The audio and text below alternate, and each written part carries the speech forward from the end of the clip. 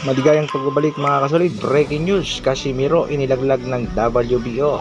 Inoue versus Wonderboy, after the Henny fight, nagpakitang gilas na naman at impluensya ang MP President na si Mr. Sean Gibbons. Angas ng Pinas, ibinahagi naman ang kanyang diskarte kung paano naman tatalunin ang malalakas na boksingero tulad na nga lang ng laban niya kay Solani Tete. Yan ang ating mga pag-uusapan. Para sa ating unang balita, Shakur Stevenson na muling lalaban. Si Shakur Stevenson ay may kartadang 22 wins, 10 knockout, still undefeated. May laban nga itong si Shakur ngayong October 12 kontra nga dito kay Joe Corbina na may kartadang 17 wins, 9 knockouts, may isang talo.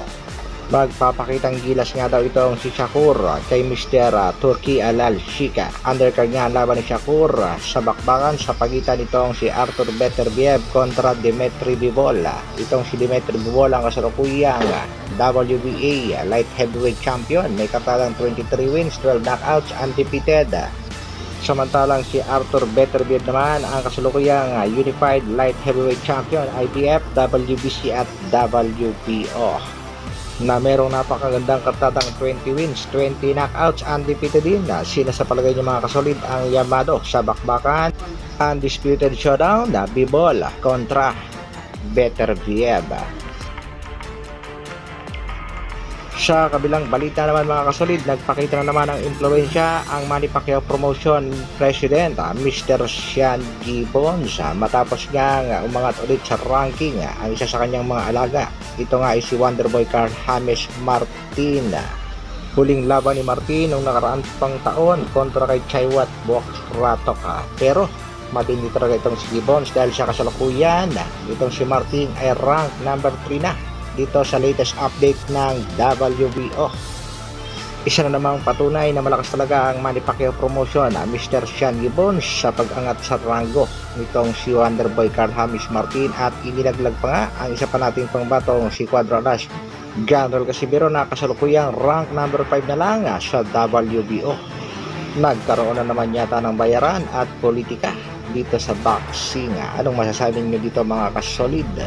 Isa pa nga sa mga bali-balita mga kasolid ay plano itapat ng MP President itong si Carl James Martin kay The Monster Naoya Inoue. Iyan nga ay pagkatapos ng laban ng Japanese Monster Naoya Inoue kontra TJ Doheny. Laban ng Monster ngayong September, at balitang balita rin na September din ang laban nitong si Carl James Wonderboy Martin sa bansang Mexico naman. Mauunahan pa yata ang ating pangbatong si Angas ng Pinas nitong si Wonderboy na lumaban sa kategoryang halimaw ng Japan. Sa latest update naman sa ating pangbatong si General Casimiro, nagbigay ng diskarte kung paano tatalunin ang malalakas na boksingero.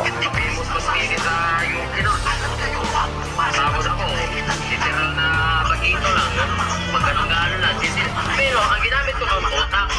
Alam ko may takas ako. Pero yung kalaban ko lalong mas malakas. Pero natalo siya sa utak ko.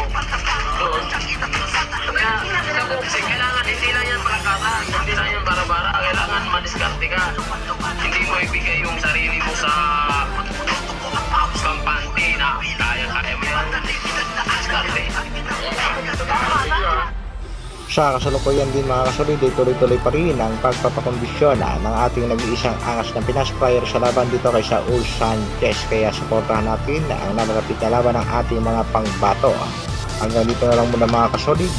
Maraming salamat sa patuloy na pagsuporta at panonood. Isang like naman dyan, at sa mga bagong mapapadaan sa ating munting channel, pasubscribe na rin. Mabuhay Dr. Alvin Vlogs.